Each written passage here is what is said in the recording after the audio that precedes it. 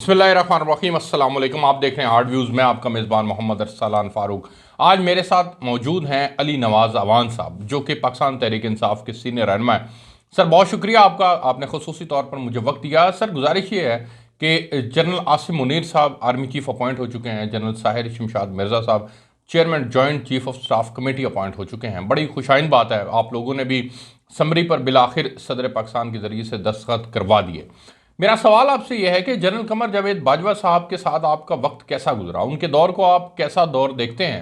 क्या आप समझते हैं कि उन्होंने जो जाते जाते आपको नसीहतें की हैं, जो बातें समझाई हैं, या यूं कह लें कि जो आपके कंडक्ट के ऊपर तनकीद की है, जो गुज़िश्ता 7 माह के दौरान आप लोगों का रवैया रहा पर्टिकुलरली इस्टेब्लिशमेंट के खिलाफ, उस तनकीद को आप कैसे देखते हैं? और फिर जो नसीहतें उन्होंने की हैं, उन नसीहतों को आप कैसा देखते हैं? सर ये देखें, मैं आज समझता था कि बिल्कुल जो ख़ुद भी वो कहते हैं कि ए पॉलिटिकल है तो ए पॉलिटिकल तकरीर होनी चाहिए थी, पर जो ये तकरीर थी ये कंटिन्यूटी थी। डीजीआई और डीजीआईएसपी ने जो प्रेस कॉन्फ्रेंस की थी, और मैं समझता हूँ एक पूरी सियासी तकरीर थी, और इसके अंदर जो अपना बयानिया बनाया गया है और उसके अंदर बहुत सारी मुतज़ाद चीज़ें थी।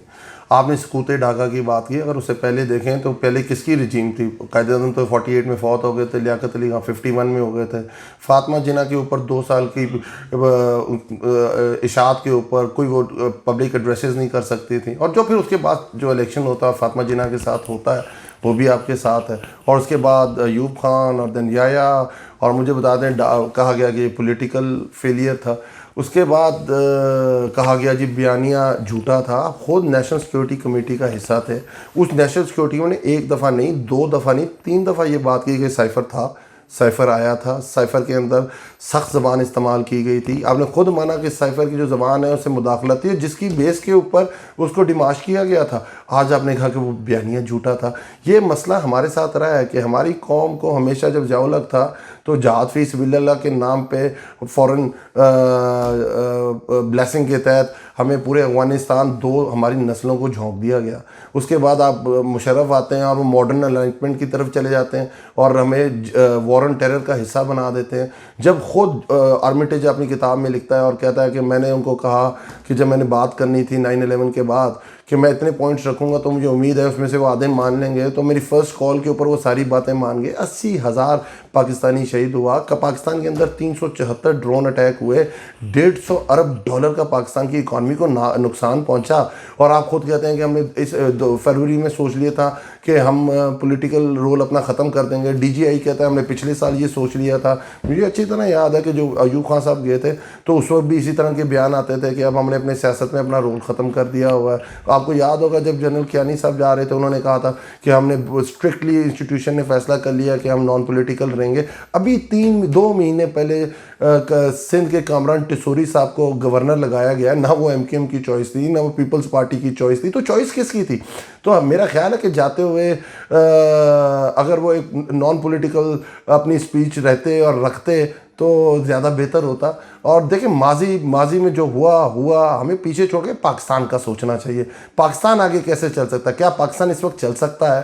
तो आप तो कह रहे थे कि जिस दिन हमारी हुकूमत गई थी स्टॉक एक्सचेंज ऊपर चली गई थी, डॉलर नीचे आ गया था। आज मुझे बताएं कि पाकिस्तान में स्टॉक एक्सचेंज कहाँ है? पाकिस्तान का डॉलर इस वक्त ओपन मार्केट के अंदर और हवाला हुंडी के वाले 251 का डील हो रहा है। आप तो कह रहे थे कि बाकी सारी चीज़ें ठीक होगी। पाकिस्तान की 80% जो इंडस्ट्रियलिस्ट हैं वो कहते हैं पाकिस्तान की सिमत ख़राब है।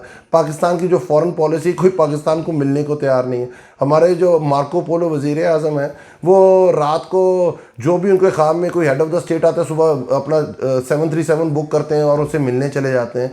पाकिस्तान में पॉवर्टी रेशो बढ़ रही है, गुर्बत बढ़ रही है, आपकी कोई चीज़ एग्रीकल्चर पीछे जा रही है, आपकी लार्ज स्केल मैन्युफैक्चरिंग कॉन्ट्रैक्ट हो गई है, आपकी जीडीपी 6.5 से इस दफ़ा जो IMF और वर्ल्ड बैंक एस्टिमेट्स लगा रहे हैं वो 0.5 या माइनस में चली जाएगी, और हम इधर बैठे हुए हैं कि हम जो बातें कर रहे हैं। मेरा ख्याल है ऐसी चीज़ें नहीं करनी चाहिए थी, ऐसी तकरीर नहीं करनी चाहिए थी। और बाकी अब उन पे है, और ये मोरख लिखेगा जब भी लिखेगा, और पाकिस्तान की आने वाली नस्लें उसको पढ़ेंगी। अली नवाज अवान साहब, सर जाते जाते एक और बड़ी अच्छी वैलिड नसीहत वो करके गए हैं कि खुदारा मुल्क के मफाद में, इकॉनमी को बेहतर करने के लिए, मुल्क को ऊपर ले जाने के लिए तमाम स्टेक होल्डर्स, तमाम सियासी जमातें जो हैं वो मिल बैठ कर बैठें और फैसला करें। आप लोग जो है वो मौजूदा हुकूमत के साथ बैठने के लिए बिल्कुल तैयार नहीं है। मुज़ाकरात इकॉनमी को लेकर के ही हो जाए ताकि मुल्क की कुछ बेहतरी हो जाए। सर, एक बात बिल्कुल ठीक है उनकी। देखो उनके 4 पॉइंट्स हैं। पहला पॉइंट ये था, इससे वो एग्री हूँ, मैं करता हूँ कि बिल्कुल मिल बैठ के बैठना चाहिए। हम तो पहले कह रहे हैं बैठने के लिए तैयार हैं। हम क्या कह रहे हैं, हम ये कह रहे हैं कि आप फ्रेश इलेक्शंस की कॉल करें, डेट के ऊपर हम बैठ सकते हैं। आपकी अगर प्री रिक्विजिट है कि हम केपी की गवर्नमेंट तोड़ें, पंजाब की गवर्नमेंट तोड़ें, तो हम उसके ऊपर बैठने को तैयार हैं। हम कहते हैं कि पर अगर आप ये कहें कि आप ट्रक की बत्ती के पीछे लगाना चाहते हैं, उसके लिए हम तैयार नहीं।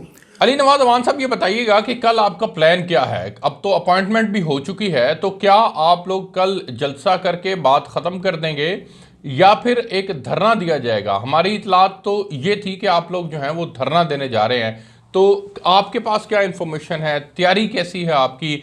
बज़ाहिर आपकी तैयारियों को देखते हुए तो ये महसूस होता है कि कल एक जलसा होगा और जलसे के बाद जो है वो बात ख़त्म हो जाएगी और फिर तहरीक जो है वो किस रुख इख्तियार करेगी, ये भी अब आपने बताना है। कि देखिए, ये तो खान साहब ने कहा हुआ है, लॉन्ग मार्च हम लेके चल रहे हैं, एक गमला नहीं टूटा, उल्टा हमारे ऊपर गोलियां चल गई।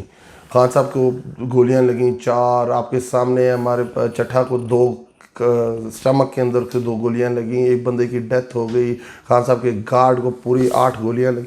तो ये तो उल्टा। और देखें, जब आप एक स्ट्रगल के अंदर होते हैं या हकीकी आज़ादी आपका नज़रिया होता है, तो हाँ मुश्किलात आती हैं। बग़ैर मुश्किलात के आपको कोई ज़िंदगी में कोई चीज़ नहीं मिलती। आप सारी उम्र स्ट्रगल करते हैं।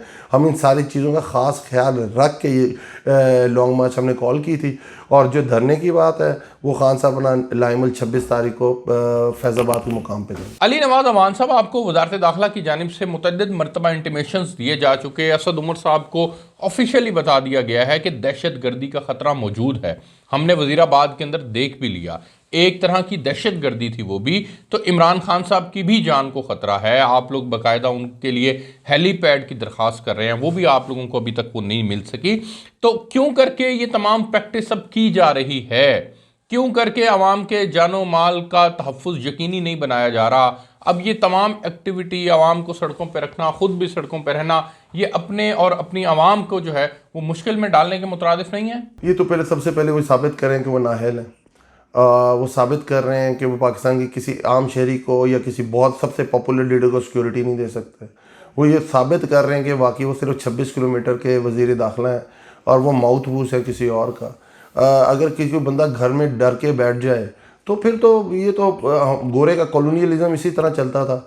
और जो आज भी लॉज पाकिस्तान के अंदर है कि जिस मुल्क के अंदर एक बंदे को गोलियां लगें और वो अपनी FIR ना कटा सके, एक बंदे को नंगा करके मारा जाए, उसकी वीडियो बनाई जाए, उसकी फैमिली की वीडियो बनाई जाए, उसके बच्चों को भेजी जाए, उसको आप सुप्रीम कोर्ट उसके ऊपर एक्शन ना ले रही हो।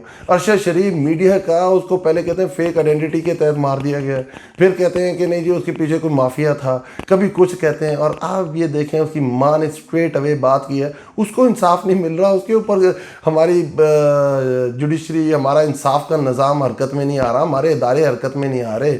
तो बताएं, अगर फिर तो ग़ुलामी की ज़िंदगी गुजारनी है तो गुजार लें, उसमें तो हम कुछ नहीं कर सकते। पर जो आज़ाद लोग होते हैं वो ग़ुलामी पसंद नहीं करते हैं, और आज़ादी की कीमत होती है वो हम चुकाने को तैयार। अली नवाज अवान साहब, सदर पाकिस्तान इमरान खान साहब के पास इस्लामाबाद से उड़ते हैं, यहाँ आते हैं, उनसे मुशावरत करते हैं और मुशावरत करने के बाद समरी के ऊपर दस्तखत किए जाते हैं। एक गैर आइनी काम नहीं हुआ। इमरान खान साहब से मुशावरत किस कैपेसिटी के अंदर की गई है? इमरान खान साहब जो हैं वो एक पॉलिटिकल पार्टी के हेड हैं और सदर पाकिस्तान जो है वो फेडरेशन के सरबराह हैं। तो बीइंग अ न्यूट्रल प्रेसिडेंट, उनको ये तो आइन इजाज़त नहीं देता कि वो जाकर एक पॉलिटिकल पार्टी के हेड से मुशावरत करें। तो अगर आप ये कहते हैं कि शहबाज शरीफ साहब ने नवाज शरीफ से एब्सकॉन्डेड से क्यों मुशावरत की, तो वो एक पॉलिटिकल पार्टी के सरबराह हैं और पॉलिटिकल ओहदा है वज़ीर आज़म का। सदर का ओहदा पॉलिटिकल ओहदा नहीं है। तो आप इस मुशावरत के ऊपर क्या कहेंगे सर? मैं यही तो, आइन है या नहीं है, ये नहीं हो सकता एक दफ़ा आइन आ जाए और एक दफ़ा आइन नहीं है। इस मुल्क के अंदर ताकतवर हल्के हमेशा मुशावरत कराते हैं। आपकी मरीम नवाज कहती थी कि मैं जनरल बाजवा साहब की जो रीअपॉइंटमेंट है उसको गुनाह कबीरा समझती हूँ, उसके लिए वोट डालना, और आइन के अंदर रीअपॉइंटमेंट का लफ्ज़ ही नहीं है। इस तरह की एक्सटेंशन हो ही नहीं सकती है, और ख़ुद जाकर उन्होंने वहाँ वोट डाल दिया था। मुझे एक बात बताएं कि जब DGI को लगना था, प्रोगेटिव वज़ीर आज़म का था, वज़ीर आज़म ने उसको लगाना था, तो समरी क्यों नहीं आई थी? वो आइन उस वक्त क्या खामोश हो गया था? और उसके बाद क्यों कहा गया था इस बात को कि जो हमने बंदे को लगा दिया बस उसी को लगा रहने दीजिएगा? ये मुझे बताएं। और अगर आइन ये कहता है पाकिस्तान का कि एक भगोड़े के साथ, एक कन्विक्टेड के साथ मुशावरत हो सकती है। हमने इंग्लिस्तान से इसलिए आज़ादी हासिल नहीं की थी कि आज भी हमारे फैसले इंग्लिस्तान में बैठ के हों। अगर आप फैसला, अगर उससे मुशावरत हो सकती है, तो इमरान खान इस वक्त पाकिस्तान की सबसे बड़ी पॉलिटिकल जमात के लीडर है। तो आरिफ अलवी साहब तहरीक इंसाफ को रिप्रेजेंट कर सकें, वो फेडरेशन की अलामत है।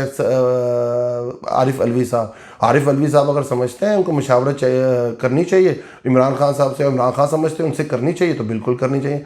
इसहाक डार साहब जो पाकिस्तान के अंदर मतलूब थे, और जिस तरह उनके आपने देखा कि अमेंडमेंट्स किए हैं एनआरओ के अंदर, और नैब अमेंडमेंट्स लेके आए और पर्सन स्पेसिफिक उनको निकाला गया है, और इसहाक डार मिल सकते हैं आरिफ अलवी साहब से, इमरान खान से मुशावरत नहीं हो सकती। आइन ठीक है, आप आइन को कुछ नहीं समझते, हम भी ये समझते हैं आइन ख़त्म हो जाना चाहिए, उसमें माइट इज़ राइट लिख देना चाहिए, पर जो असूल वाजे हैं और जो हकीकत है वो तो होगी। अली नवाज अवान साहब, आपका बहुत शुक्रिया, आपने खुसूसी तौर पर हमें वक्त दिया।